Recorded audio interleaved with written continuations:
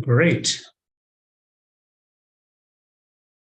Wonderful to be with you all, and welcome again to today's live streaming, which is basically talking about examination tips. Okay, great. Let me just make sure that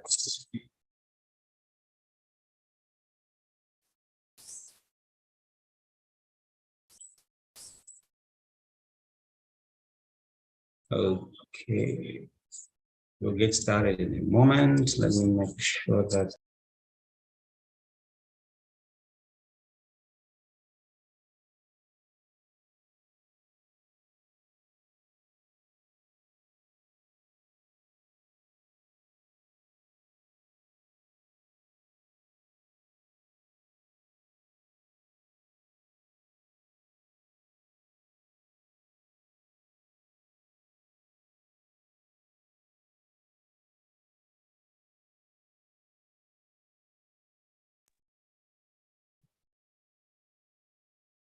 hear me.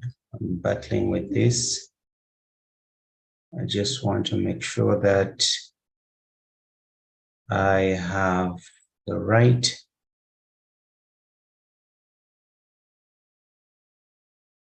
here.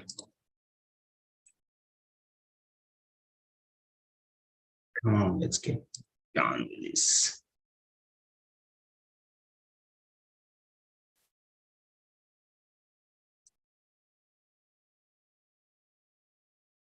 Perfect stuff. If you can hear me, I'd like you to let me know if you are able to give me a thumbs up if you've joined us. I'm not sure how many of you have managed to join me live today, but I would like to take you through some examination preparation tips. Okay, it is that time of the year when you students are about to start writing your final exams, and we're looking forward to getting as many of you to pass, whether you are students of Amilak Training Center or anywhere else, whatever center you are at, it doesn't matter. Our idea really is to ensure that we get as many of you as possible to pass these exams and that you do very well. Okay, great. So I know some of you have been following my YouTube videos on the Amilak Training Center YouTube page, and do give me a that time of the day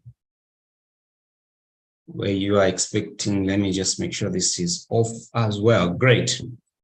Give me a thumbs up. Give me a comment. Let me know if you can hear me loud and clear. I don't want this session to be uninteresting for you. So let's get started. I want to help you with exam preparations. Okay, it is very easy for you to pass exams, and if you follow some of these tips that I'm going to show you today, you will be a star. You will be a star. Okay, and so we are going to carry on with these exam preparations and make sure that every one of you is aware of what you need to do. Let me just tell this person I'm in a meeting. Ooh. So, general advice. Number one, what is the purpose of questions? When you have been asked a question in the exam, what is the purpose of that question? Firstly, let's look at the format. Whatever the format, the purpose of the question is for you to do the following. Number one, you must demonstrate your knowledge and understanding about a subject area. Two things that the purpose of the question represents. Firstly, is that you need to be able to demonstrate the knowledge and understanding about the subject area. What does this mean? It means you must study, study, and study. Okay. Number two, you must show that you can adhere to instructions when answering questions. One of my major findings is that with most students that I teach and I assess their scripts, they do things that, they answer questions that they want to answer and not the question that has been asked. So you need to be able to adhere to instructions when answering questions. Okay. It is important to consider both these aspects when preparing for and during assessments, okay? When you are preparing right now to go and start writing your first exams, you must be ready. You must keep this in mind. Demonstrate that you know your subject matter, and your subject matter will come from your course manuals. It will come from your textbooks.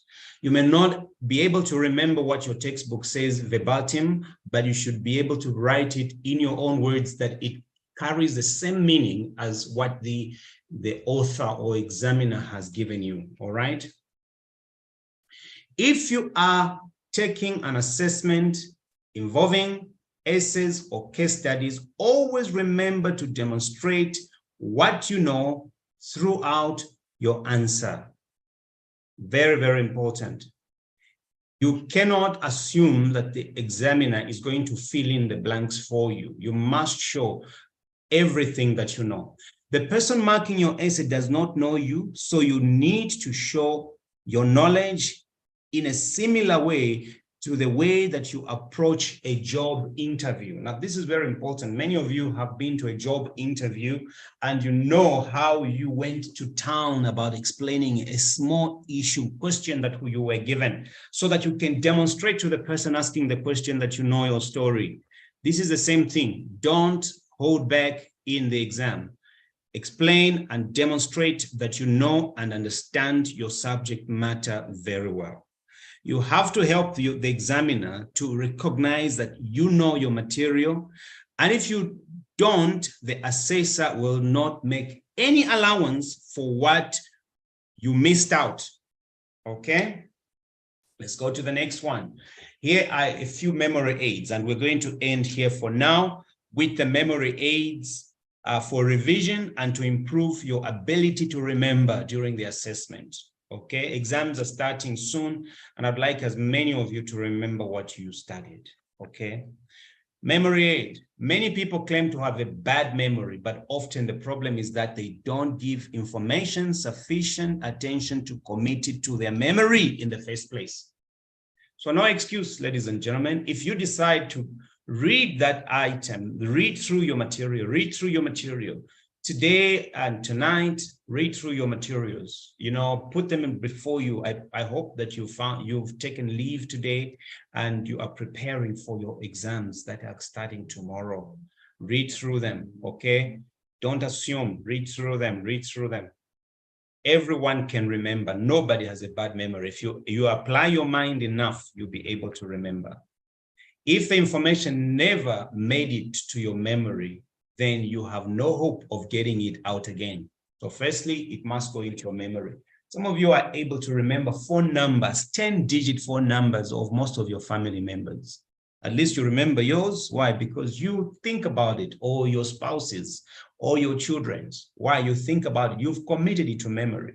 You want to be able to call them anytime, even when you don't have your phone with you, because you've committed it to memory. So do the same for the material that you are going to be writing. So the most important aid to memory is number one, pay attention. Very, very important. Pay attention. Focus on what you are learning or revising, and don't let your mind wander away. Your mind starts thinking about other things while you are revising. You do not have a high chance of remembering what you are studying. So create an environment where you will not be distracted. Many people find that certain types of music, often instrumental music, help them to concentrate. But most people like myself cannot concentrate properly with the TV playing. For me, even with music, I want my environment to be quiet. I want it to be, like a proper library type of environment where there's no sound. Then I concentrate. And you need to know yourself. How do you best concentrate in order for you to remember? Make sure you understand the concepts you are learning. If you don't understand them, you will not remember them. Okay? It's very important that understanding helps memory. If you are able to understand a concept that you are talking about, it is easier for you to remember it and to rewrite it and duplicate it. Rephrase or restate the information so that you are forced to think about what it means.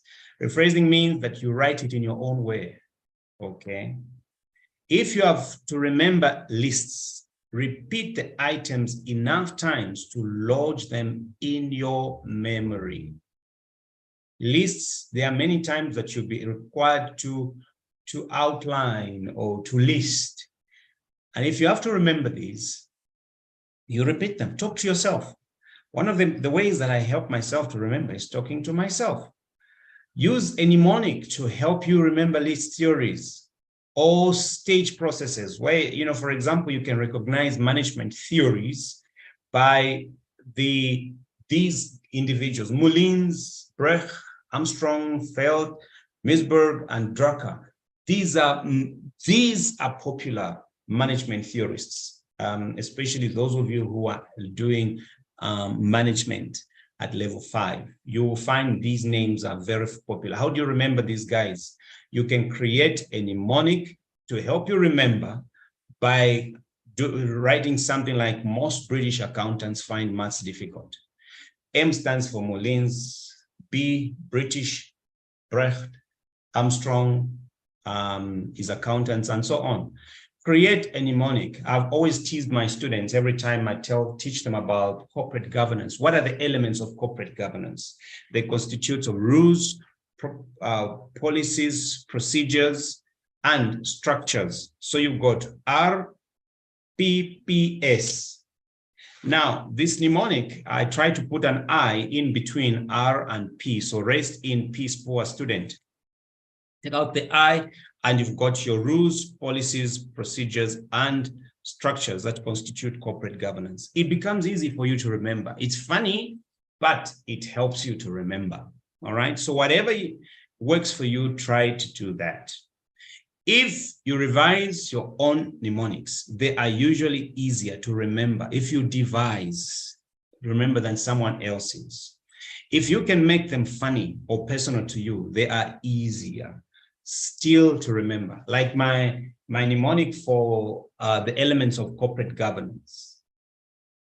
Every time I say to the students, they break out laughing because they won't forget. Rest in peace, poor student. It is something that they will not forget. But create your own that are going to help you to remember, okay? Visual memory often helps to support recall of information for an assessment. If you have something visual that you can look at, it will help you. That's why every time you are studying, have a paper where you can write. Have a book where you can write. If this works for you, what do? Make charts, do mind maps. You can draw pictures and write in those bubbles, things that represent what you are talking about. Tables, pictures while revising. You may find you can recall these better during the assessment than sections of text. Use color highlighters, and I've found many of my female students, they are good at this. They've got lighters, they highlight their books. I mean, you bought that book, your textbook is yours, man. Don't try to keep it clean so that you can sell it after you're finished with your studies. Write in it so that it can help you pass, because that's more important than you making a couple of bucks out of it because you are finished studying. Choose different colors for different topics or related concepts. If a question on one of these topics comes up in the assessment, you may be able to recall relevant information by remembering the items that you had highlighted in the same color. Okay, that is it about today, and I'm going to stop here for today. I'm going to end my presentation today, and I'm wishing all of you guys a very, very successful examination, and I hope that all of you are going to pass. Thank you so much for joining me. I hope that all of you are going to have a great, great time. All the best, and we shall chat again.